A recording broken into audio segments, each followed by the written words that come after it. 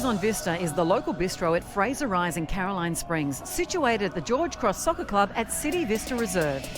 With the current COVID-19 pandemic, we've adjusted our menu and our business times. Bistro dining is back with 2 dining sessions Monday to Saturday between 6 p.m. and 9 p.m.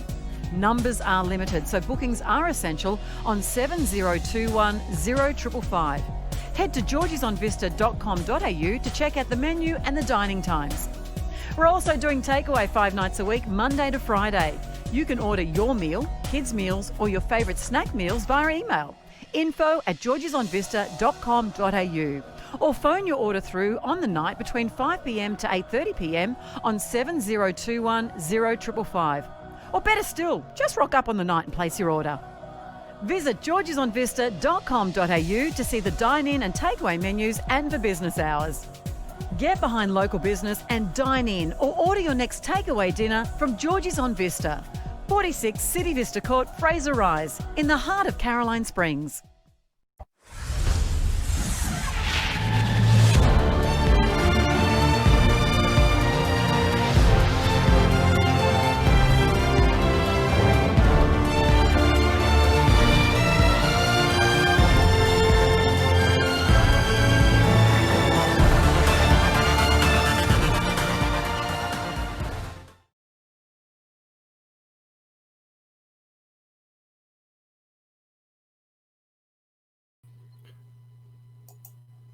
Good evening and a very, very warm welcome to you wherever you may be. Thank you for joining us here on the Football Outwear Show. Absolute pleasure to have you on board here. And it's a very, very, very warm welcome as well to my co-host, my partner in crime, Craig Filer. Craig, how are you? Good evening, Tonci. Good evening, listeners. Hope everybody's well. How's your week been, mate? Yeah. Oh, mate, it's just gone from good to bad to worse. I tell you what, I'm not even going to talk about all of this crap that's going on. It really is Armageddon. It's the end of the world. World's in a panic. Everything's gone to the proverbial, it's lockdown. Lockdown time here in Geelong. We're going to be face masks, not allowed to have visitors, blah, blah, blah. Well, it's actually not total lockdown, but, heading down that path. But what do you do? What do you do? It was always gonna happen at some point, Tonci. I think you guys down there have been very lucky Absolutely. to have 2 weeks of freedom. So it was inevitable. It was going to happen, and obviously it's come. Yeah, look, I mean, we'll talk a little bit about this in the news desk. Obviously, there's things just happening, news happening left, right, and centre. And it's one of those things when there's nothing happening, there's something happening, and that is Victoria for you, ladies and gentlemen. But it's not all doom and gloom, folks. It's not all doom and gloom. Tonight, we've got a ripper of a show, episode 34 of the Football Outwear Show. We've got 2 fantastic guests. But before we talk about those guests, Craig, you are the Messiah. You are the man. Right? That's right. I've been called worse. You are the man that supposedly has come to lift all the doom and gloom, and it's time for Filer's 5-second funnies. Now, have you prepared some 5-second of funnies for us tonight, mate? Yeah, it's perhaps not 5 seconds. It's probably a little bit longer than 5 seconds, but we'll give it a go. So on Sunday afternoon, Tonci, I had a call from the local golf club here in Sanctuary Lakes to say that there was an American Air Force guy who was being based up at the RAF base here in Point Cook, and he was looking for somebody to play golf with. He just wanted a partner to play a couple of rounds of golf, get some sun in under him, and have a bit of fun. So the pro gave him my number. So on Sunday, yeah, fair play. So Sunday, I get a call from this guy. I do play golf, yeah. I love a bit of golf, yeah. So I had this call from this American guy. He said, "Look, I've been given your number by the pro down at Sanctuary Lakes Golf Club. So I'm new to the area. Just wondered whether you'd fancy a round of golf this week." So I'm trying to meet some new people, and it'd be great if you could help. I said, "Yeah, I'm off work for a few weeks now." So I agreed, and we arranged a time. So we said, "Look, let's pick a time." So he said, "Oh, how does 9 a.m. suit you?" I said, "Yeah, perfect." He said, "Well, let's lock 9 a.m." And he said, "But I might be 30 minutes late." I said, "Yeah, no worries. I'll be there anyway." So anyway, Monday morning I get up, get my clothes on, get dressed, bit of breakfast, pop to the golf club. I'm on the putting green having a bit of a practice, and in walks this big tall dude. You knew he was American straight away. He had all the best gear on, brand new set of golf clubs in his bag. We got out there and left-handed golf clubs and nice swing. I thought, oh, we're in a bit of trouble here, but I managed to beat him. We get to the 18th hole, we shook hands. He said, "Oh, it was fantastic. Really enjoyed it." He said, if you're free tomorrow, would you fancy a game again? I said, "Yeah, okay." I said, "I'm off work." I said, "I can have a few hours." He said, "Great." He said, "Let's lock in 9 o'clock again." I said, "Yeah, brilliant." He said, "Just letting you know." He said, "I might be 30 minutes late." Wait for it, Tonch. I'm waiting for it. Don't tell me it's going to come in 30 minutes. Tuesday morning now, we get down there, and I'm on the putting green again, and in walks the same guy. He's got a whole new set of kit on, brand new again. Get to the first tee, but this time he pulls out a right-handed set of golf clubs. I thought, wow, this guy's good. So anyway, we finished the round. I beat him on the last hole. We shake hands, and he said, "I really enjoyed that today." He said, "How do you fancy a game tomorrow?" He said, "I've got to beat you." I said, "Yeah, no problem. If we want to have a game, no problem." He said, "I'll tell you what." He said, "Let's lock in 9 o'clock again." He said, "But I might be 30 minutes late." I said, "Okay, great." I said, "Just before you do go, I said, just want to ask you a question." He said, "Go on."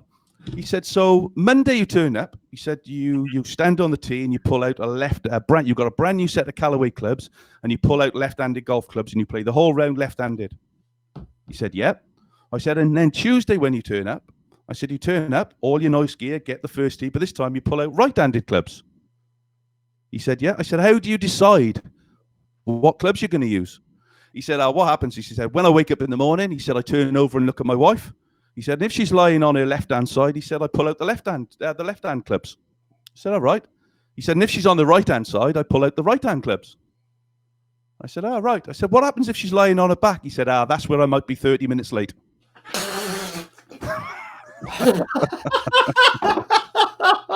I'm here all week. Oh my God. All right. We had to wait for it, ladies and gentlemen, but when it finally came, my office and studio is completely drenched because of that. Yeah, no, it's a good one. It's a good one. We had to wait a while, but in the end, that was a pretty good one. Ladies and gentlemen, what a way to kick off our 34th episode of the Football Out West show. Filers, 5 seconds of funnies. Logged off. They've what? They've logged on. They've logged off. Brilliant work. Well, mate, I tell you what, based on that, we're going to have a ripper show tonight. Tell us about our guests tonight, Craig. Yeah, so first up we have a great, I suppose it would be a great opportunity to have us chat with a. What would he be? Would he be a photographer, a commercial photographer, who's basically looked at different ways of trying to incorporate football over the isolation period, and he's managed to speak to a fair few pros and local people from clubs, and we'll be looking forward to having a chat about what he's doing. And his name is Mark Avellino. Mark Avellino. Yeah. And then coming up at around about 7:50, we have Western United's illustrious goal scorer, should we call him? Should we say the chap that scored his first goal for Western United on Sunday evening, or Saturday evening, against Melbourne Victory? And we have Tomislav USKOK, who will be joining us around about 7:50 for a chat about his career and talk about that goal on Saturday. So really good show tonight. Yeah, fantastic. It should be a really good one.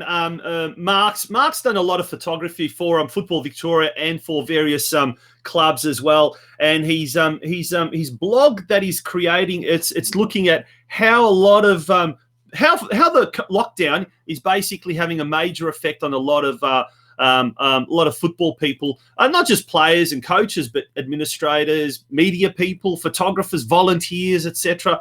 All of that kind of stuff. So that will be really, really interesting. But we've also got a pretty action-packed news desk, Craig. So Craig's just going to step away now for a sec as he gets himself ready for the news desk. We won't be too much longer. So stay tuned with us. It's the Football Out West show.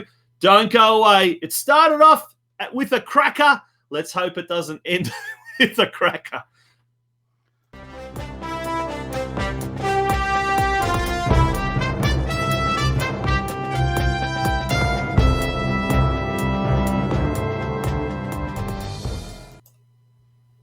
Okay, Craig, over to you. Okay, so we'll start with news in this afternoon regarding the A-League, and whilst it's not in the West, it is another new signing for the new 2021 newcomers to the A-League, and MacArthur, who have signed 35-year-old ex-Premier League Crystal Palace and Stoke goalkeeper Adam Federici for the 21 season. That makes him their third signing with Tommy Orr and Dennis Grunow, who signed from Melbourne City. So another experienced player coming into the club or coming into the league. What's your thoughts on that, Tonch? Ooh, that's a tough one. I know they need a little bit of what's the word? They do need probably some experience. There's no doubt about that. But oh gosh, I don't know. Oh man, 35-year-old? Seriously? I don't know. What's wrong with some of the goalkeepers around? What's wrong with young Weir from Hume City? Absolutely. Why aren't those guys being given an opportunity to play at the highest level? So look, he's experienced. He's played a lot of games. He's ex-Socceroo, as it shows there on screen. So interesting signing there. Look, he's a quality signing. Look, he's a quality signing. 16 caps for the Socceroos. He's spent 2 seasons with Stoke City. No doubt about the fact that he's a quality recruit. I guess goalkeepers, they do mature or age, and they can play for longer as well. Yeah, and look, if you're going to have a player, an experienced player that's going to bring up a lot of the younger players and keep them under the wing, I think the goalkeeper is the player to have. So look, I don't think it's totally a bad thing if the rest of the squad is quite youthful and that, but if they're talking about bringing recycled stars and old players and all of that, we saw with Western United, it didn't really work, did it? They signed a lot of Scott McDonald and all some of those older players. Didn't really work. Yet when you throw the young players into the mix, it's a different story. We've got one tonight. But I think you have to have that little bit of experience, especially when you're I know Western United, they did come in for a lot of stick when they first came, signing a lot of 34, 35, 36-year-old players, but it hasn't done them any harm. And if you can sort of bridge that with a couple of youngsters, then you've got a good recipe there. So look, it's just something that came out today, and I thought we'd broach it on the show.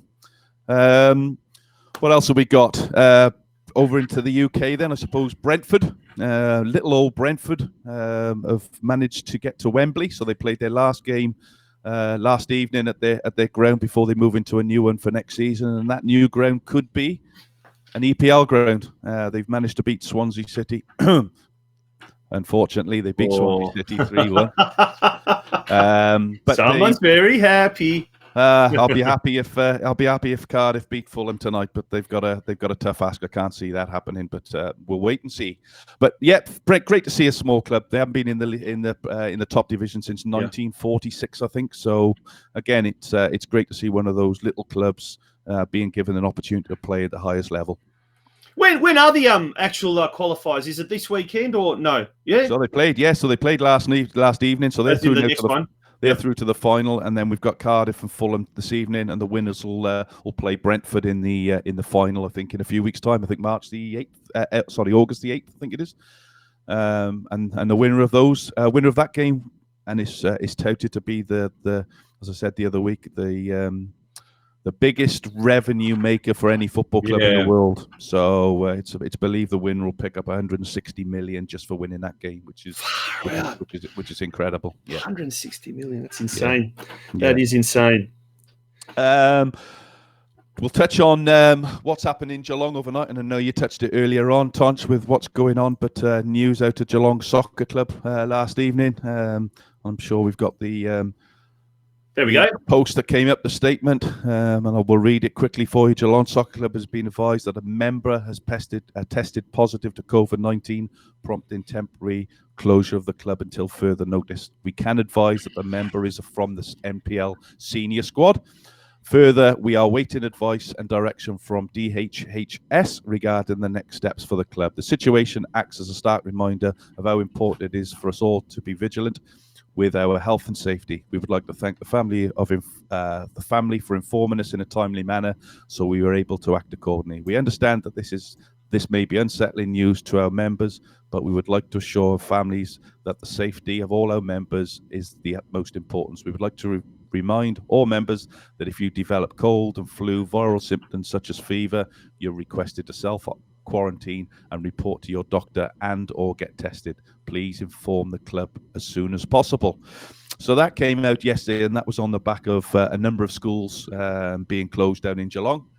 I know Cardinia College has been closed most of the week while they've looked at a couple of potential cases. I believe that school's back open tomorrow, but there are another 4 or 5 within the city that have closed down today. Yeah, and Geelong Baptist College, Clonard College, Girls College, these are all schools in the northern suburbs. So probably about 45 minutes to an hour after the Geelong Soccer Club released that statement last night, about 9 p.m, Geelong Rangers Soccer Club, another club located a hop, skip and a jump away from Geelong, they also decided that they were going to cancel all training for the rest of this week. So that was today and tomorrow. They have something like 77 students that attend those schools that have been affected. So they made the difficult decision, as they said, of closing training for the rest of the week. Now, Craig, obviously today we've seen record numbers where Victoria's aiming for 1,000 tomorrow. Come on, can we do it? Can we do it? It's like a good auction. The numbers just keep going up, or hyperinflation, whatever you want to call it. We'll leave all that aside because we're not going to talk about the doom and gloom. But obviously one of the fallouts of that has been the fact that as of midnight tonight, no visitors. Now, get this. No, you're not allowed to have visitors in Geelong. You're not allowed to go visiting, but you can go down to the local cafe or down to the local Bunnings and catch up there. Not a problem. And then as of Sunday night, midnight, if you leave the house, you have to wear a mask. So the immediate effect on community sport is that it will still continue until further notice. Obviously, kids under the age of 12 not required to wear a mask, but kids over. But once they're playing, obviously, and involved in the actual on-field side of things, they do not need to wear a mask. I'll be amazed if any football goes ahead this weekend, Tonch. I think the Football Federation will come down on that now that there's been some changes. I know North Geelong were due to play Geelong on Sunday. Sorry, on Saturday. All those games, 12 to 16s, have now been postponed. So look, I'd watch this space. If I was you, I'd be amazed if any football got taken place in Geelong over the next weekend. I think everyone is watching that space. And look, it takes 2 to tango, Craig. That's the other thing, Let's say, for example, your club, North Geelong, and I coach down at North Geelong Mini Roos as well. We kind of think of ourselves as not only a resilient mob, but a probably crazy mob. All we want to do is play football. That's it. But it's probably a little bit of that panic that is now starting to permeate throughout the community. And clubs are just saying, no, that's it. For precaution's sake, let's hold off training. Or as we saw with the Geelong Soccer Club thing, it's a senior player. Now, the senior player, no doubt, has no connection, no link whatsoever with the junior side of things, but the whole club is closing. So folks, we're not judging it. We're not saying this is right, this is wrong, or whatever the case may be. What we are saying is there is that feeling out in the community. So all it takes is for a few clubs to say, no, that's it. No, we're going to postpone our games, cancel our games. And there you go. Pretty much the entire competition is down. But look, fingers crossed that at least we can go for another week or 2 weeks, or maybe the numbers start to drop off. But at the moment, I think it's not looking good. No, better chance of winning tonight's Powerball. then those numbers coming down. And mind you, I haven't even entered Powerball tonight. So what hope have I got? Let's move on to something bigger and better and brighter. The A-League. Better and brighter. Yeah. Okay, so let's talk about the A-League. Let's do it. Let's talk about last night's game. So Melbourne victory versus Brisbane, and now Brisbane are obviously looking up the table now, and could potentially looking to get that second place on the ladder. I think there's just 2 points be separating 3 teams, I think. And of course, then there's the game this evening. Which will obviously, look at the results from since last week. Central Coast Mariners drawing 0-0 with the Jets, and that result just sums up that game in one sentence. It was the worst game of football I think I've ever seen. It was a great press conference after the game, though, wasn't it? But that was the best thing about the game, and that's all anybody's talking about is the press conference by Alou, who was Alou. He was fantastic. Great to see, as we said on Sunday on the show. Great to see somebody with that much character. Not a care of what he said. Brilliant. Just went out there and said what he wanted to. So. Of course, then we had the Melbourne Derby that was played in New South Wales, where Western United beat an undermanned Melbourne victory side 2-1, and we'll talk about that later on with our guest Tomislav USKOK.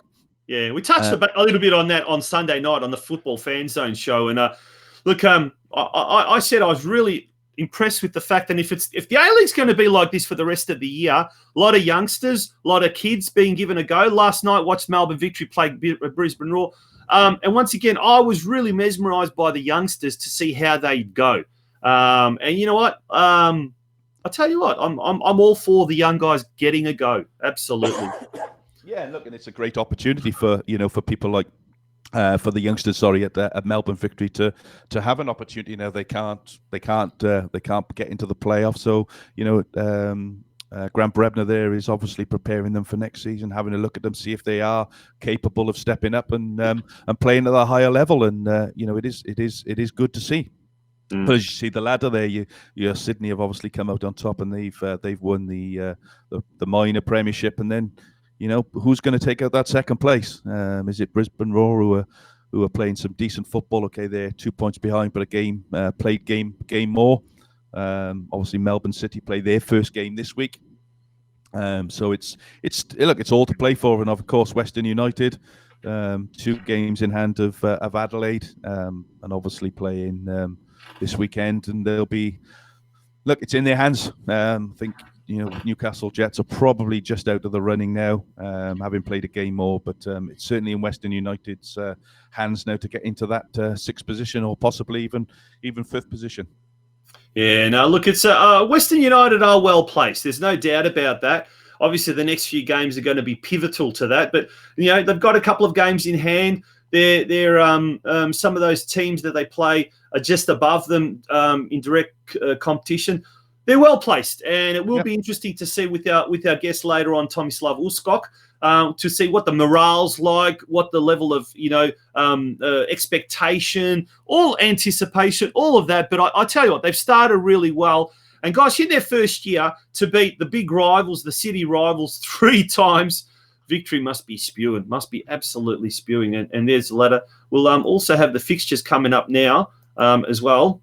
There's the fixtures coming up. So obviously tonight we got the big game, Adelaide United taking on Perth Glory. So both those 2 teams, further up, someone's bound to drop points, which is going to go augur well for Western United. Then we got Western. Yeah, ideally you want Perth to win that game. Don't if you're a Western United supporter, you want Perth to win that game, and then it almost puts Western United, providing they win this weekend, in a pretty comfortable position, I think. Well, I'll tell you what, I'd be happy with the draw, because if you had a draw there, Perth Glory then would jump up to 35 points, 5 ahead of Western United, but Western United would have 2 games in hand. So not only could they jump into 6th spot, they could jump quite easily jump into 5th spot. And then potentially look at the goal difference. They could also jump up to 4th spot. overtaking Brisbane Roar. So, look, a lot to play for, and the next few games, Western Sydney Wanderers taking on Wellington Phoenix, and then we've got Melbourne City taking on Sydney FC, on Saturday. And then the big one, Newcastle Jets and Western United on Sunday. United are looking good. If they can pull off the 3 points here and some of the results go their way, well, yeah, start of next. By the time we our next episode, well, they could be well and truly entrenched in that top 6, Craig. Yep, absolutely. And that game will be, as you see on Sunday, is being played at 7:30, smack bang in the middle of our Football Fan Zone quiz, Tonch. So we'll be keeping everybody up to date, or I'm sure our listeners will be keeping us up to date of what's going on in that game. Yeah, absolutely. And that's it for the A-League. And anything else, Craig? Any other news coming up? Well, that's about No, I've got another joke if you want another joke, Tonch. Have we got time for another joke? No, let's move on. All right, then. Okay, we'll move on. We'll take a quick break. Tonight's sponsor is the Caroline Springs George Cross Club, football club, and home of the Georgies on Vista. Here's a short little message. Sorry, Craig. Sorry, yes, just a quick mention to Mark Sultana, who I know is a Leeds fan, and he keeps pestering me every week and posting something up about Leeds. So, congratulations, Mark. There we go. I said it through bated teeth, mate. But congratulations on Leeds getting promoted for the first time ever into the Premier League. So, well done, mate. George's on Vista is the local bistro at Fraser Rise in Caroline Springs, situated at the George Cross Soccer Club at City Vista Reserve. With the current COVID-19 pandemic, we've adjusted our menu and our business times. Bistro dining is back with 2 dining sessions Monday to Saturday between 6 p.m. and 9 p.m. Numbers are limited, so bookings are essential on 7021 0555. Head to georgesonvista.com.au to check out the menu and the dining times. We're also doing takeaway 5 nights a week, Monday to Friday. You can order your meal, kids' meals, or your favourite snack meals via email. info@georgesonvista.com.au or phone your order through on the night between 5 p.m. to 8:30 p.m. on 7021 0555. Or better still, just rock up on the night and place your order. Visit georgesonvista.com.au to see the dine-in and takeaway menus and for business hours. Get behind local business and dine in or order your next takeaway dinner from George's on Vista, 46 City Vista Court, Fraser Rise, in the heart of Caroline Springs.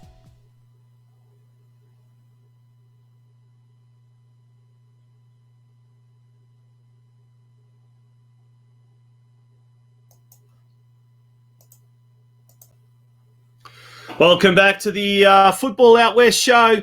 It's episode 34, and Craig, almost time for our next guest. Almost time, Tonch, but I just want to make note of Santino Mamone has come up on the messages here and just says that you owe another $5 because you said soccer again tonight. So you're now up to $95 for your favourite charity. So looking forward to getting the 100 by the end of the show. I'm gonna call the VAR into question, and we need a photographer, damn good photographer, and I'm gonna bring someone who's right up there amongst the best. Mark Avellino, our guest for tonight. Mark, did I say soccer or did I say football? You said soccer as far as soccer club. There you go. That's different. That's a proper noun. That's got nothing to do with nonsense. Yeah, thank you, Mark. Yep, the VAR has played its bit. Yep, it's done its bit. Mark, welcome to the show, and a big welcome to the Football Out West show. You're an old Westie from way back, and a lot of people may recognise you. Well, maybe they might not recognise you, but they'll certainly recognise a lot of your work. But it's great to have you on board. And first of all, tell us a bit about your involvement with football. And you're going back to the days as a wee young chap. My dad was we were from a Maltese family, and as a kid, Dad used to take me down to see George Cross when they used to play in the NSL. And one of my sort of memories as a kid is sort of going to Olympic Park to see a game. I can't remember much of the game, but I can remember the size of the crowd. It was absolutely amazing. And I remember I don't know what they call them. They used to have these big things I used to spin and take to the games all the time to make a lot of noise. So it goes back to then. And then as a photographer, really about 9 years ago was when I started shooting football. And that was sort of like not far after my mum and dad had passed away, had a lot of time and was looking for something to fill my weekends with. And that's when I made the decision to sort of go back to, I guess, something that in a sense honoured my father, and that's how I sort of really got the bug going again of being involved in football, and then it's been very addictive ever since. Yeah. Now, you've obviously done a lot of work, so photography-wise, and that was something you were saying off air was something you just stumbled into by hobby, really, initially, and then it became something a little bit more, I guess, commercial and stuff like that. But you've done a lot of work, both with Football Victoria and various clubs. Tell us a bit more about how you fell into that and how that's developed. So I trained as a photographer many years ago, and then was working sort of just commercially doing weddings and events and stuff. And when I decided to sort of start shooting sport, that's when I approached Anthony Grimmer at Football Victoria, and so I said, I'd like an opportunity to shoot. What do you have to do to shoot? And then he put me onto the media manager, the media person at the time at Football Vic, and they said, yeah, come down to a game, which happened to be actually a W League game down at Wembley Park, and I guess did that first game and showed what I could do, and then from there it just grew and grew and grew every season to the point where now I do a fair bit of work directly with Football Victoria, plus also with clubs such as, Pascoe Vale, Heidelberg, Green Gully, and Altona Magic. Now, as we can see, there's just some of your examples of your work, some of the photos that are on screen. Football is Isolation. Now, it started off as a bit of a blog, a bit of a almost like just capturing images of football characters. Tell us how that started, and then how it's. Hello, Tonci. Hello. Sorry, it dropped out. Yeah. Yep. You there? Yep. Okay. Yeah. Tell us a bit about Football is Isolation, how that all started, and then how it was resuscitated, so to speak, as a result of the coronavirus lockdown. Okay, so Football is itself started off a couple of years ago, where I sort of had this idea of trying to tell stories from within the NPL, and predominantly it was focusing on players and on, in a couple of cases, parents of the player, some people that were involved in the media, and the intention of it was to continue it every month and grow it into a time capsule of all the different types of people that are in the football community. Yep. But then being a photographer and working in that full time and running your own business, doing that, it became really hard to sort of spend all the time writing. So I kind of just parked it after the first 12 months of doing it, because doing blogs, like anything like that, is really time consuming, and you need to really put a lot into it to do it well. And then when we were in the first lockdown, and like anyone, I was trying to find a way of occupying my time. I was racking my brain to sort of work out what I could do to sort of, I was trying to have a project that I could work on for the isolation.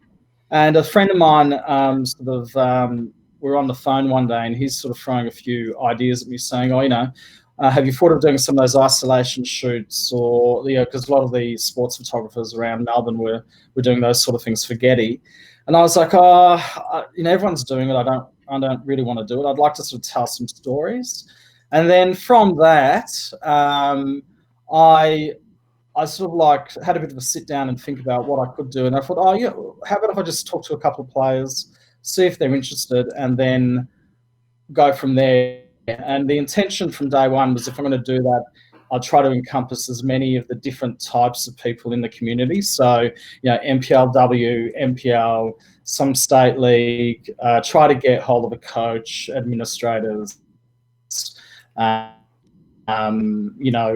many people to give referees, referee assessor. And it was a little bit of the case of going through the address book and seeing who I knew. And then also just contacting people through other people or just sort of sending out random messages to people and hoping I'd hear back from them. And I think I heard back from nearly everyone bar 2 people. There you go. Which is pretty amazing. And in the end, I think I interviewed about 25 people. Yep.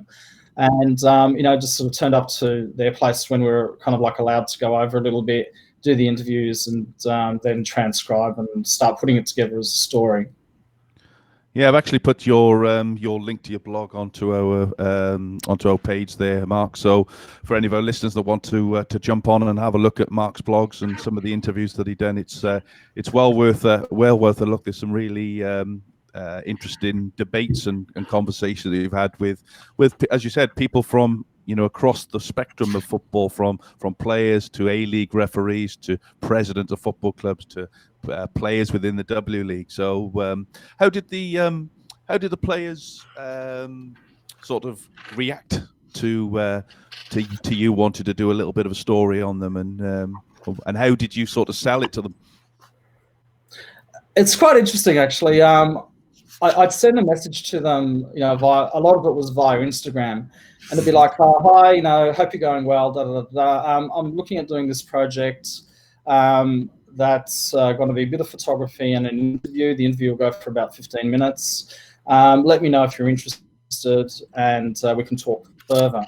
And some people got replied back, yes, straight away. It was uncanny. In fact, most people, I would say, just jumped on board immediately. And I think it was partly because people were all needing something to focus on during this time, especially some of the players. As I've gotten to know them over the years, you don't realise how much of this world they are in and how much time they spend in it, even if they've got a full-time job. It's so much part of their life, as it is for, the administrators and the referees and everybody else. So it's all kind of in your blood, So, and then, I had a few of them say, so what's the final product going to be? And I said, well, that's the bit I can't tell you because I don't know yet. You sound like the state government. Yeah, I'm getting ready for politics, you see. Because nearly all of them were recorded on my phone on video. Because I thought, there is a chance I may do a lot of video, or I'll just use some of the video. So I'm glad I did that, because it actually meant that, when you go into the blog, you've got a little bit of, snippets of video you can listen to their words. You've got the photography, and then you've got all the writing there. So, I think generally speaking, they were happy to share some of their experiences and their stories.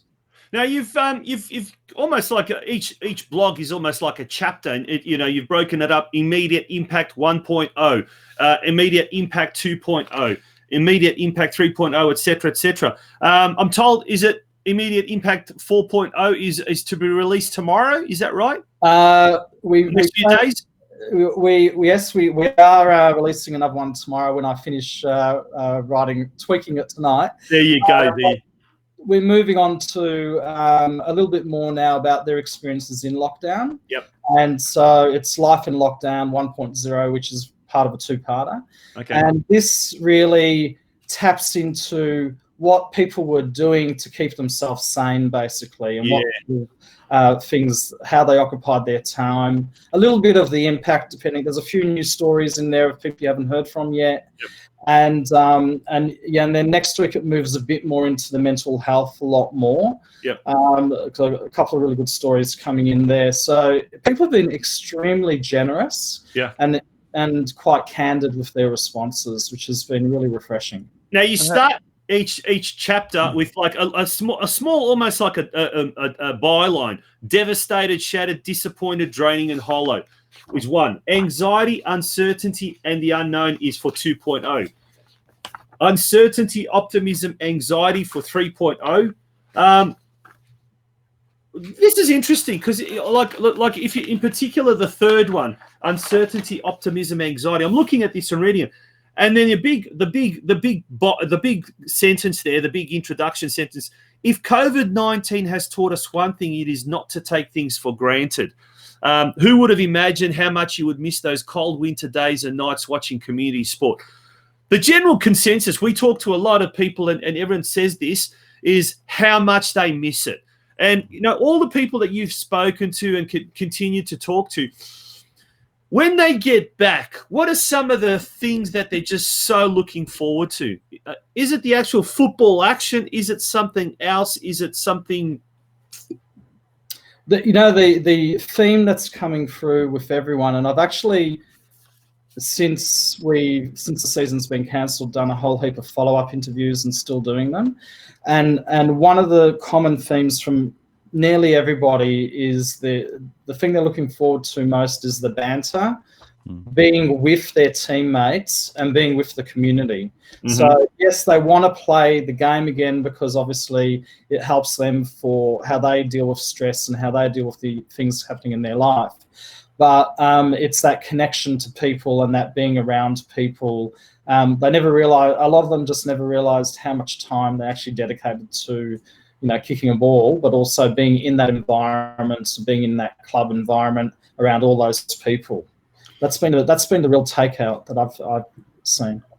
Yeah, and look, I can sort of vouch for that because I'm in that role of coaching a team, and I also have a son who's playing at that level, and it's very hard. I sat here last night with 4 boys that are Melbourne based that play for North Geelong, and of course they can't train. While everybody else is training, they can't, and they feel isolated. They feel like they're sort of out there on their own. Nobody's really cared about them because they're up here. And, it's really important, as I did last night, got on the phone for 15 on a Zoom call, just for 10, 15 minutes, just asked if they're okay, if there's anything they're struggling with, is there any help they need with anything, and more around ensuring that you're positive because this isn't going to last forever. We will be back. And just keep yourself, in the right frame of mind. Keep your mind active. Get out there and do as much as you can. You can still do training on your own. And every week now at 7:45, we're going to have 10, 15 minutes on the phone with them, just to make sure that they're in. And I think, that mental side of what's going on at the moment is key for everybody because it's not. Nobody's never seen anything like this before, Mark. So, from clubs, in the A-League who have had their huge issues with, getting the game back on, paying of players, then having to travel interstate to play games, logistically, mentally, that's tough. And then you've got, the MPL clubs who are not playing. Then you've got your grassroots clubs that have, ordered kit. And now have no fixtures and all that money still needed to pay for the kit attire. There's a lot of stuff going on that nobody's ever had the opportunity to go through. So it's really important, I think, that somebody's sort of tackling this and bringing it and highlighting the fact. I think it also taps into the personal ambitions of some of the players. There are players in MPL who have genuine ambitions to play in the A-League, and they may have been looking at this year as the opportunity to actually be seen. And of course, if they can't play and be seen, it makes it very, very difficult. So you've got those concerns. Then of course you've got all of the people that volunteer so much of their time at a club, and when a club's struggling for sponsorship and for just survival, you rely on your volunteers, but having large gaps like this can create a vacuum when you come back to playing, because all those people either find things to do or, the club doesn't come back in the same way as it did before. So it's very interesting times. I don't envy Football Victoria having to make that decision, but they made the right decision, but I don't envy them for having to make it. It would have been awful. No, we've said on this show many times they're damned if they do, damned if they don't. Whatever decision they make, they're going to be vilified for. So, one of your interviews was, as you said, you're a Maltese guy and spent lots of time at George Cross as a youngster. One of your interviews was with the the president, who, in his words, shouldn't be a president. How did the interview go there with Mark? Because he's a very colourful character and has a lot to say. And how was your interview with Mark? Oh, it was great actually, because he is very direct. He knows what he wants for the club's future. Yeah, and he is really focused hard on making sure everything's in place for it to get promoted back into NPL. Yeah. And it's actually really nice to sort of meet somebody who admits that, you know, football's not their world. And even though they've got a family connection and all that kind of stuff. But to be that dedicated to focus on making sure the club's able to survive through all of this, you know, taking care of sponsors, ensuring that the club's still being seen, I think is really, really important. And it's a good lesson for a lot of clubs, you know, that you need to always have that connection out with your fan base. And, you know, I think the clubs that are kind of still communicating with their fans during this time will be the clubs that do well post-COVID. But no, he's a very good speaker and a very driven individual who really knows where he wants the club to go. And for anyone that follows the club, they should be excited by that, because it's been a long time, you know, coming, that type of attitude. And I think you can see it through the whole club too. For Eric as the coach and everything, it's a really, I think they've got an exciting future. It should be good. No, absolutely. Yeah, now let's not give him a big head. He is tuning in. He says, love just having somewhere to be and share with so many wonderful friends. So even though he's more, you know, he's not the football, he's not that much into the football, he's definitely into the community side of things. And in fact, I'm gonna call Mark Sultana the Clayton's president. The president you're having when you're not having a president. For all of you who remember the old commercial of Clayton's, big cheerio to Mark and the rest of the crew there at the Georgie's on Vista and George Cross Soccer Club. Okay, moving along, Mark. You've look at that. That's $100 we're there. Santino, we're there, mate. $100. Pick your charity, mate. Now, Mark. In 2015, you took out the Les Shorrock Award, the Football Victoria Les Shorrock Award, which is quite a prestigious award for football media here in Victoria. Tell us a bit about that award. What was it? Was it a one-off photo? Was it the year that you just contributed in general? But yeah, tell us a little bit more about that.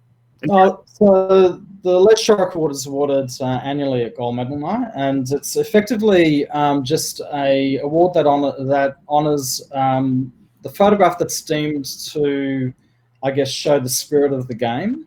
That's the looseness of it. So you submit a selection of photos, and then they get judged, and you'll get sort of like awarded for one of your photographs. So, you know, funny thing with awards is there's never a formula to know, oh yeah, this celebration shot's going to win, this action shot's going to win. So you go in, think you put in what you think. You know, I tend to just go with what I think is a favourite shot that I liked, and then just cross your fingers. And my shot was, no, I do have it here. But anyway, so that is an action shot there, which is Sean Timmins and Nikola Markovsky, and that was taken. I think it was Hume City versus Northcote, and you know, that was one of the shots that when I took it, I loved it, and it stuck with me for that whole year. And it does tend to be a little bit like that with photography. You'll have a couple of shots that stick with you, and you always come back to them for whatever reason. I remember entering that in and just seeing what happens. And I was actually shooting Gold Medal Night that night, and I remember I think it was Teo. I can't remember who it was, called me and said, oh, you need it urgently. You know, actually, it was probably Helen. You need it urgently inside, Mark. Just come in. And I had grabbed all my camera gear, and I raced in there, and then suddenly my name was being announced on stage. So it was a real shock. It was a real surprise, and it was it was great. It was really, really lovely to receive it. It's, you know, there's nothing better than being recognised for your work. Yeah. I think for any creative to be recognised for the work you do is always something that you love, you know. So yeah. Hello, we there? Yep. Yeah. Okay, now moving along. So the question I was going to ask you, and I've just had a mental blank. I think it was to do with the ISO. Okay, so that's right. So we've got this new blog that's all coming out. If you've talked about, you don't really know exactly where it's going to head, but it's one of the things that we were talking off air was how important it is to document some of these stories, and whether it becomes a book or a coffee table book, or some of the images that we saw become some form of an expo or not. One of the things that we've seen with everything that's improving technology is the incredible advancement in technology, and these days everyone has access to social media, very cheap websites, what you're not, and that kind of stuff. Even what we're doing, being able to have live broadcasts and what you're not, and that sort of stuff. Are the clubs embracing that technology? Are they embracing the media and the publicity and the positive publicity that media can? I look at you smile. I know what you're going to say. Are enough clubs embracing the new age, particularly to the digital age? And if not, what do they need to do and why? Oof. I've opened up a Pandora's box. Yeah, I may never get work again. Listen, I think that the spirit is willing, but the pocket isn't in a lot of instances.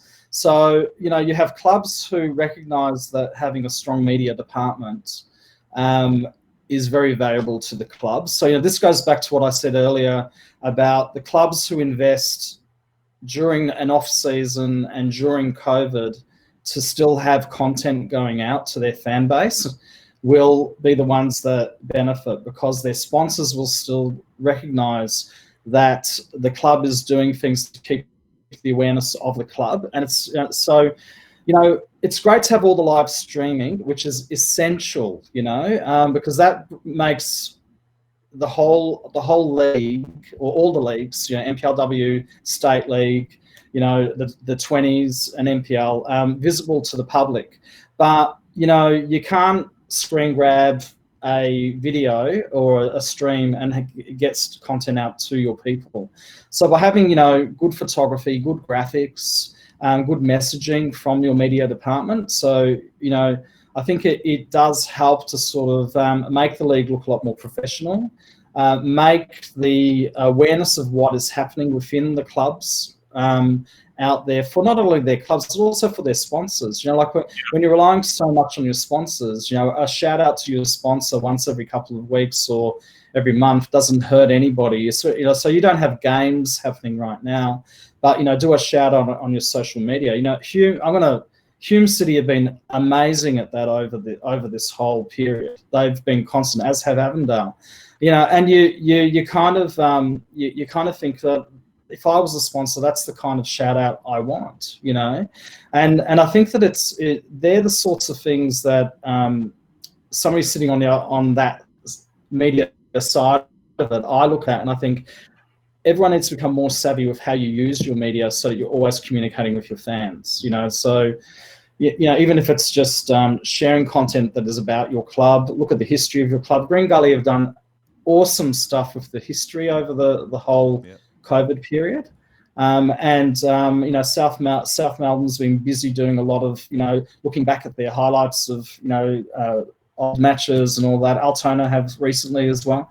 I think people are starting to realise that if you've got a positive story, or if you respect your history, you can always delve back into it and make it present now, But more importantly, when the season is running again, you coordinate so that you've got game day at home, you've got somebody doing, scores, reading out the team sheets. You coordinate so you've got some live feeds from your photography. Don't expect your media department to be volunteer all the time. You pay your players, pay your media, and I think a lot of the clubs do, but some may not. It's all about budgets. I understand all of that, and this is, a divisive comment. But I think that it's really important to recognise that everyone's got a skill set they bring to it. They've done training. The guys that do the video highlights, that takes hours of work to put that content together. Yeah, like when I shoot a match, I deliver stuff during the match live, and then I go home and edit. So my 90 minutes is not only the 90 minutes, it's maybe another couple of hours at home, depending on how I'm editing. So, I think it's media and the way media is used by the clubs is really important. I think, but I have to say over the last probably 3-4 years, it's really stepped up, and you can see that everyone's trying really hard to bring the quality up, and it's just keeping it up there that's hard, I think. Yeah, we're going to have to wind it up very quickly, Mark. Thank you very much for joining us. But before we do go, I mean, it's interesting. I did speak to someone else today where they said clubs are really going to have to learn not to live off match day, not to live off the crowds and food and everything like that. They're going to have to find alternative ways of finding revenue, and whether it's live streaming or in-club streaming, or, as you say, improving their media so that clubs like Avondale, who maybe don't have a big crowd, but they have ways of really getting exposure for their businesses. And social media and the media team is so important. And Craig, we know before we used to come into FNR, Avondale had their show, and they always used to do extremely well and really. Melbourne Knights, another example as well. Yeah. And of course we've got we're very lucky to have George Cross as our show sponsor, and I know Mark and Lisa and the team up there love being involved with the show, because we're out there to 4,000 or 5,000 listeners a week. And it's that brand awareness, isn't it? Brand awareness of getting, not just George Cross, and I will have to say it, George Cross Football Club. But it's also the other part of the business, which is the George's on Vista. So it's really about brand recognition and getting that name out there. So I think branding and brand recognition are probably the two key things that, if clubs focused on that, you can leverage off it completely. It's incredible. Yeah, absolutely. On that note, mate, we look forward to chatting to you again very, very shortly and finding out a little bit more about the blog. But for anyone that wants to and is really interested in finding out, Craig did put that link up there on the in the comments section. It's www.markavellino with a double l.com.au/blog. And we look forward to reading that fifth installment of the blog tomorrow sometime, hopefully, if not over on the weekend. But no, it'll be tomorrow. Yeah, we'll hold you to that. Thank you very much for joining us. Really appreciate it. Thank you, man. James. Thanks, Cheers. Mark. Bye. All the best. Mark Avellino, photographer extraordinaire, and he's also become a blogger, and it's great to see. We just don't have enough stories, particular community level, Craig, documented. And on Monday night show of the Geelong Region Soccer Show, we had Roy Hay, a brilliant historian. I think he's probably the most eminent Australian football historian. And he was talking about the 80s when futsal reigned supreme in Geelong. And some of those stories, they're absolutely fantastic. And, a lot of people don't realise the extent of I guess how much it but what a positive impact it has on so many people at so many different clubs. Yeah, absolutely. And even doing this show, the impact that it has on our listeners. We talk about footballers, they're in this little bubble, and when that bubble's burst, what do they do? And it's tough. And I think what Mark's doing is really keeping football in the forefront of everybody's mind. As I said, we're going through something nobody's ever gone through before, and we will get out of this, and we will become stronger for it. But absolutely. He's doing a great job, and long may it continue. But if you haven't had a chance to look at the blog and you want some 10 minutes bedtime reading, it's certainly worth jumping on and having a look at it. It's a great read. Yeah, absolutely. Now, Michael Ong, who has become a gold member of, in fact, not him, his son, has become a gold VIP member of our program. He's been doing really well on our Sunday night quizzes. Oh, yeah, but he's a cheat. I got cheated out of it Sunday. Yeah. He says a really good comment. The rich history of football in Australia, Michael. Here. I totally agree with you. And sometimes we don't. We really, really don't pay enough homage to some of the history that has been created and is being created. And our next guest is certainly one of those that's he's the present, but he's also the future of Australian football, and a young chap that has worked his way up through, a local community club here in the West. And then on top of that, he's also worked his way up through the NPL. And he's an inspiration, I think, to a lot of young players, particularly here in the West. And he is none other than our very, very next guest, and that is Tomislav USKOK of the Western United Football Club. Tomislav, very, very warm welcome to you, and thank you for joining us here on the Football Outwear Show. Thanks for having me, guys.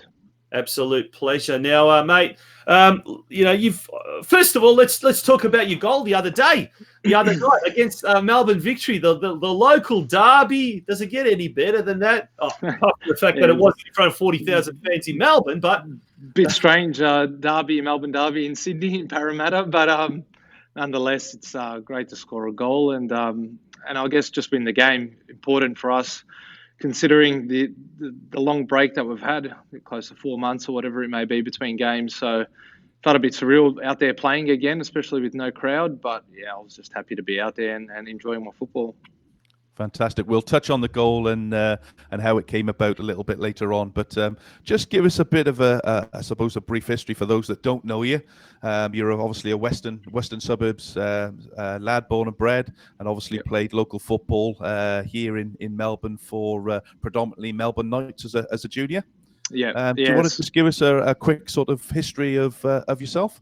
Yeah, so I've basically grew up the ranks at Melbourne Knights, as you said. My whole juniors, even the days I wasn't playing, I was there with my old man at the social club, and that he was always involved in the committee in the juniors and that there and coaching. So I feel like I spent my whole childhood at the Knights. So it's obviously got a special place in my heart. And then I obviously from there I captained and the senior team and moved on to Central Coast Mariners for a short stint. And after that, I stayed up in New South Wales in Sydney United in the NPL there. So I was fortunate enough to play for both former NSL clubs, the two Croatian clubs. And yeah, I've moved back to Melbourne again, back at the Knights, and back to Sydney again. My wife's from Sydney, so it's been a bit back and forth lately.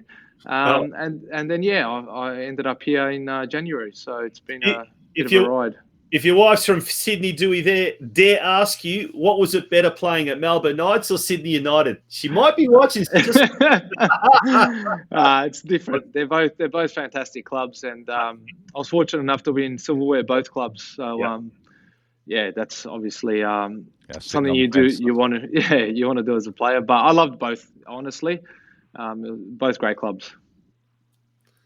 Now, one of our we mentioned him earlier. One of our loyal listeners, he's also a member of this show, Michael Ong, has said he's got a question here. He goes, "What was it like to share the dressing room with Luis Garcia in 2016 at Central Coast Mariners?"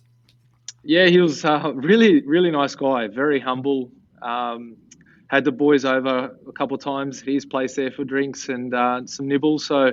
For playing where he did and doing what he has done in his career as a very humble guy, and obviously very lucky to have shared that change room with him. Yeah. And obviously, your time at Melbourne at sort of Central Coast was it a loan period or was it just a short-term signing? Short-term deal, yeah. And then obviously you went back to Sydney United.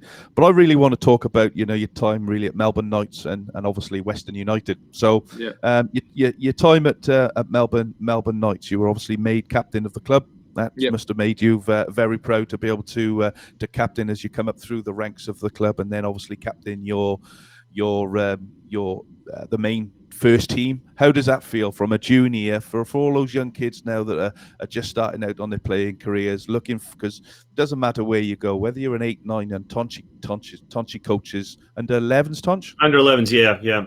Under 11s, those young kids look up to the senior team. They're regarded as the Liverpools, the Manchester Uniteds in that particular club. How does it feel as a player that's come through the ranks to end up then captain in your hometown club? For me, it was a massive honour. Like I said, I love that club. I grew up there, played all my juniors there, so it was a bit of a surreal feeling at the start. It's obviously something that I dreamt of as a kid. I grew up supporting the Knights in the NSL and watching some famous players wear the shirt. And like I said, I was there every day. So for me, that was definitely a dream as a kid, just to play for the first team, and then to go on to captain it. It's something that obviously I'll cherish forever. So it was definitely I could say it's an honour to have done that at that club. And as a centre back or defender, you don't score many goals. But what was your precious goal that you scored for Knights at? The Doherty do you have one that stands in your memory? Yeah, definitely. I've got I've scored against South Melbourne Hellas at Lakeside to qualify. I think we won 2-0 to qualify for the FFA Cup for the first one in 2014, I believe it was. And then obviously to win the Doherty Cup that same year, I scored in the 120th minute, I think it was, in extra time, and we lifted the trophy. So that was another special moment. Like I said, you dream of that stuff. So yeah, absolutely. Yeah, it was fantastic. Now, I was going to say that goal, getting back to that goal against Victory. Now, the Western United bench, you can see the cameras. Everyone's giving high five. Frankie Juric, John Anastasiadis and co, Mark Rudan and all of that. It obviously was something that was worked in training, and they seemed to. It was one of those for 150 times. Yeah. It was one of those things, like from a coach's point of view, when you just see everything fall into place, and it was like, yep, that's it. They've finally done it. How did you guys feel when that went in? It did look really well rehearsed, but even more so, well executed. So when it finally went in and the goal went in, of course there wasn't a crowd and any of that sort of stuff. But how is that feeling, knowing that what's Hannibal Smith in A-Team used to say, I love it when a plan comes together. That's exactly what happened. The plan came together. How did you feel when that happened? Oh, everyone was just ecstatic, obviously. Like you said, from Dia with the corner out to Paney and to Maxi there, everyone done their part. So it's obviously you work on a lot of things at training, and we're fortunate it came off, to be honest. So it was just funny, one of those things. It just falls at the right spot, and I was lucky enough to be at the end of it. So tell me, you're not left-footer, are you? No, I'm not. So tell me, what was going on in the coaches' minds when they think, right, this is going to work. We're going to start off with a corner, give it back to Paney. We're going to knock it into a gap for who was that? Who put the ball in? Burgess. Burgess. Yeah, that's right. Yeah. And put it to our centre half, who's not left-footed, on the edge, on the penalty spot to stick in the top corner. So where did that come from? How come you got the job to put it in the net? Was that? I don't know if that was my job or if it just fell to me there, but. Maybe the first part was rehearsed, but the second part just fell to me. So, and we were talking about that on Sunday, actually, on the show, Tom. We were talking about how it all worked out, and it was very clever that for those that haven't seen it, that you had Diamante who took the corner and just picked the ball up and moved it slightly inside the pitch, which was obviously the cue for everything. Right, this is what we're going to do. And then obviously, Connor Payne realised, and he went and got the ball, and as the ball went out, Maxi played that, made that run towards the corner flag and opened the game up for you. So it was a fantastically well rehearsed. How many times? Let's ask the question. How many times did he practice that in training? Oh, not too many, to be honest with you. You can't spend too long doing it. But like I said, every week things change. We always practice set pieces, defensive, attacking, and it just fell into place. So yeah, it's good. Now, Western United, you've got to the absolute pinnacle of the local league. You've re-signed, isn't it, for next year as well? So you're looking, you've got to the highest you can possibly get to in Australia. How is the obviously you haven't got your own stadium at the moment, you haven't got your own ground, but it's first year. It was the toughest first year that you could probably expect for. But behind the scenes with the training, obviously the quarantine up in New South Wales, and then being moved up to Queensland and what you're not, or actually no, you're staying put in New South Wales. This team in New South Wales. How is it like? Are you feeling that you've the level of professionalism is a much different to NPL? And is it something that's given you kind of like a taste of wanting to eventually go to Europe, for example? What do you see happening in Tomislav USKOK's life over the next, say, 6 to 24 months? To be honest with you, I just want to enjoy my football. I just want to enjoy myself, and obviously when I'm happy and enjoying what I do, obviously that's when you perform the best. So I'm just happy here right now, focusing to play every game and hopefully make the finals in our first year. So and from there anything can happen. So like I said, I'm just really happy at the moment where I am and what I'm doing. And I'm just focused on that right now. I don't like to think too far ahead or whatever may be. It's all in this time now. So, like I said, I'm happy, and we just go from there. Hopefully, make the finals, and as a team and club, we can do something special. Well, just some news on making the finals, Tommy. If you don't already know, but Adelaide are beating Perth 2-1. So Riley McGree and I'm not sure whether he's been sent off there, but Jakobsen and Brook with Christian Popovich scoring for Perth. So that's probably not the result anybody wants. We probably look for a Perth, or as Tonci said earlier on, a draw is what's really needed. But as we said, it's still in Western United's hands. Yeah, 37 minutes gone there, and it was 2-0 to United, Adelaide United, but Popovich then scored, pulled one back in the 33rd minute. So it looks like it's going to be a very close tussle there. And, we said a draw would be ideal, wouldn't it, Tomislav? I mean, then Western United would have a chance of overtaking not only Adelaide United, but Perth Glory as well. Yeah. Time will tell. What's just on that? What's Mark Rudan's sort of mantle on that? Take notice of what's going on around us. We've got a job to do. We've got to keep ourselves focused. We've got to get on the training ground and work on and keep everything else blocked out, because we've got a job to do over the next 2 or 3 weeks. Is that? He's been fantastic as a whole coaching staff and the board and everyone. So everyone's together. We're really a tight unit, and that's all we're focusing on. I guess everything's in our hands. We've got games in hand, so we just focus on ourselves and improving each week, and like I said, being happy together and a close unit. So, like I said, the boss and the coaching staff have been fantastic and implementing those, what's the word, ethos, if you want to say. It's been fantastic, and everyone's on board and everyone's together, and that's the main thing. So Now, Alessandro Diamanti is a very colourful character, it seems, on the screen. When you watch him on the field, he looks just silky smooth, elegant. What's he like in the dressing room? What's he like, away from the cameras and all of that kind of stuff? He's a character, that's for sure. He's a good man. He's a funny man, and he's great to have around. Everyone learns a hell of a lot from him. But like I said, football-wise, he's amazing. He's an amazing player, and he's had an amazing career. And as a person, like I said, he's a great guy and very funny and really good to have around in the team. So he definitely lifts the spirits. Is he the most funniest teammate, or is there someone else that's a little bit more funnier?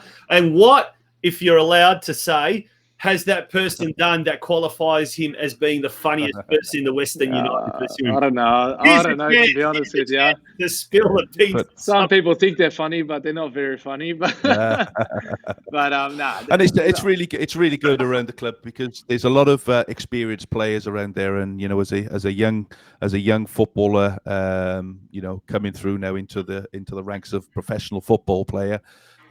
You've got someone that's, if I'm not mistaken, is he the most capped A-League player in history in Durante. What's he like to play around? Every time I see him on the pitch, doesn't matter sort of his age, he just makes everything look easy. His timing is impeccable. Might not be the fastest around the pitch, but it's where he positions himself and how he gets into those positions on corners, where he's defensive corners, defensive headers. What's it like playing against him, and how has he helped you in your sort of first season within the club? Yeah, no, he's obviously been around the game for a long time for a reason. You don't have a career spanning that many seasons or that many games if you haven't done something right. So he's been fantastic. Obviously, he plays in the central three next to myself. So just little cues, little things that you pick up every day, and he's always there to give you a hand and just give you advice. So, like I said, he's been fantastic for myself and for all the other boys too. So, like you said, having players like Durante and Diamante in your team, and Berisha also, winners and experienced players and have the right mentality and have done it before and look to do it again. So that's the kind of people you need leading a team, and we're fortunate enough to have them. Yeah, now we're speaking to Tomislav USKOK, defender extraordinaire and goal scorer extraordinaire at the Western United Football Club. If anyone out who's watching us, any viewers would like to ask Tomislav a question, pop it in the comment section and we will ask the man himself that question. Craig, I got one, Tonch. Yes, go for your life. I got one, yeah. Max Burgess, Tommy. Ooh. How good is this kid? He's an awesome player. He's been on fire since he's come in. He's something different to what we see in Australia these days, isn't he? He's just got that. He's the old-fashioned type. He's just got that silky, movement. He's so smooth on the ground and looks like, as he calls, floating all the time. So he's a fantastic player and a great person as well. So I've got a lot of time for Maxi. I really enjoy being around him, and I think he'll just keep getting better. So he's a fantastic player. We got a question here from Maxi Santich, who's one of our regular listeners, and I hope your little one's not causing you too much trouble there, Maxi. But he's asked, can you ask Tommy if playing in midfield as a 6 helped him be more confident playing in a back 3 and playing the ball out? Yeah, I mean, obviously playing in the midfield is a little bit more difficult in terms of your positioning and that than at the back. So the way you receive the ball and all that, and what areas and pockets you're getting in. So definitely helped me, and being confident on the ball and being able to carry the ball out the back and all that. So yeah, definitely did help. Yeah. Fantastic. And if there was one bit of advice you could give, and we'll let you go because I know you've probably got stuff to do. So if there was one bit of advice that you could give, our youngsters in the game that are coming through, that got aspirations to play at the highest level they can, what would that be? It's probably pretty cliche, but obviously you got to work hard and believe in yourself. Because if you believe in yourself and believe that you can get places, obviously people around you will jump on board too. So you got to have that self-belief and determination. So that's definitely it. Absolutely brilliant. Now, thank you very much, Tomislav, for joining us. Really, really appreciate it. All the very, very best for the next game. It's a big one next Sunday. Sunday against Newcastle. Sunday, yeah. At 7:30 p.m. So just as we're on air with the Football Fan Zone.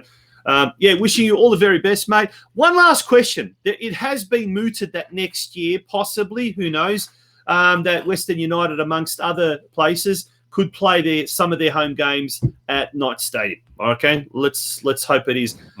How would you feel going back to Knight Stadium, the place of your childhood, and something that's held a very special place? And you to run out in an A-League game at Knight Stadium, would that just give you an extra bit of buzz, extra bit of bounce in your step? It's funny. I left Melbourne twice to go to Sydney, so it seems I can't get away from some of the street. So no, it'd be nice. It'd definitely be nice, and I think it'd be good for the whole of Western Suburbs. So seeing a packed stadium there, it'd be nice. Yeah. So it'd definitely be a great feeling. Who knows? You never know with the way things are going at the moment, and costs having to be cut and what you're not, it's probably looking more and more realistic as we progress each week. Tomislav, once again, thank you very much for joining us, and all the best for Western United. Bring home the 3 points. Thanks, guys. Absolutely. Thanks for having me. And all the best. Thanks, guys. No problem. Thanks, Tommy. Cheers, mate. Thank you. Bye-bye. Well, I guess they won't be bringing home the 3 points because they'll be staying up in New South Wales, but you know what we mean. So it should be quite an interesting game. It is, as we speak, Adelaide United has taken a 3-1 lead. 4-goal lead now, Tom. A 3-goal lead, sorry, 4-1. Is it 4-1? It's half-time, 3-1. 4-1. Oh, goodness. So Michael Long has just put up on screen that it's 4-1 now. Are you going to doubt Michael Long? No, there we go. Ben Halloran in the 45th minute scores, so it's still playing at the moment. There you go, 4-1. Goodness me. Perth Glory better come back strong. Oh, they are in deep. You know what? Mate, there's nothing more left to say apart from thank you very much to everyone who's joined us tonight. It is tough times at the moment. It really, really is not easy, but we're doing our darndest to try and instill a little bit of positivity. And I've been having a little bit of internet problems from my end tonight. Oh, we've just lost Craig. Oh, no, that's no good. Hopefully he'll be back. But we might just sign off here. Yeah, we definitely have lost Craig, unfortunately. So, yep, he's not there. Look, thank you for being a part of tonight's show. We really, really appreciate it. We're trying to do our best to at least bring a little bit of excitement in your lives, and stay with us on Sunday for the Football Fan Zone. We will be coming live from 7 p.m. Here we go. He's back. He's back. He's back. He's coming back. He's coming back. He's there. How are you, Craig? You're back. Yeah, sorry, just cut out again there. Sorry, guys. No, that's all right. Yeah, I was just going to say we're just going to wind up tonight and say, yeah, join us on Sunday night, 7 p.m. here on the Football Out West News Facebook page for the Football Fan Zone. And what have we got planned on Sunday? Another little quiz? Yeah, little quiz this week. We've got, we've actually got Maxi Santech coming on this week. He's going to be our guest, and we'll decide between the two of us who's going to join him. Is it going to be myself or is it going to be yourself, Tonch? So we'll have a discussion. But just looking forward to next week's show. The plan over the next few weeks, guys, is we look to get some local coaches now involved. So try and get some coaches that are involved in local football. And have a chat with them about, their club, what's going on within the club, how are they coping, what are they doing? So, how are they using this downtime to better themselves? So if you are a coach of a club, and I know there's a few that listen in, please get in touch with us. We'd love to have you on the show, even if it's for 20 minutes. But, we want to try and get as many local clubs on as we can because it is their show. We are a Western show. We want to try and get as many of those clubs on and promote them as we can. Absolutely. On that note, a very good night to you all, and thank you for being a part of us. Don't miss out. Sunday night, all the very best. Catch you then. Stay safe. George's on Vista is the local bistro at Fraser Rise in Caroline Springs, situated at the George Cross Soccer Club at City Vista Reserve. With the current COVID-19 pandemic, we've adjusted our menu and our business times. Bistro dining is back with 2 dining sessions Monday to Saturday between 6 p.m. and 9 p.m. Numbers are limited, so bookings are essential on 7021 0555. Head to georgiesonvista.com.au to check out the menu and the dining times. We're also doing